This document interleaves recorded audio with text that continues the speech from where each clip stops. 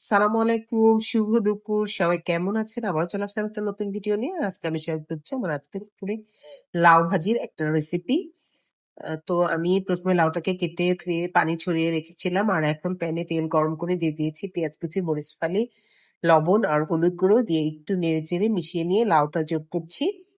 আর এই তো লাউটা যোগ করে নিলাম, ভালো মতো এক সবকিছুকে নেড়ে মিশিয়ে একটু ঢেকে রাখবো হালকা আছে, যাতে লাউটা আস্তে আস্তে পানিটাও শুকিয়ে আসছে, এবং আহ, লাউটা একটু ভাজির মতো, একদম গলা গলা না, একটু মোটামুটি পানিটা শুকিয়ে লাউটা ঝরঝরে হয়ে আসে। তো এই তো লাউয়ের পানিটা শুকিয়ে ঝরঝরে হয়ে এসেছে, একটু নেড়ে চেড়ে নেবো আমি এখন। এই তো একটু কিছুক্ষণ নেড়ে চেড়ে হয়ে গেল আমার আজকের লাউ ভাজি ওয়ার্ডস। আমার ভিডিওটি ভালো লেগে থাকলে লাইকস, কমেন্টস আর শেয়ার দিয়ে পাশেই থাকবেন। আবার দেখা হবে পরবর্তীতে নতুন ভিডিও নিয়ে। আল্লাহ হাফেজ।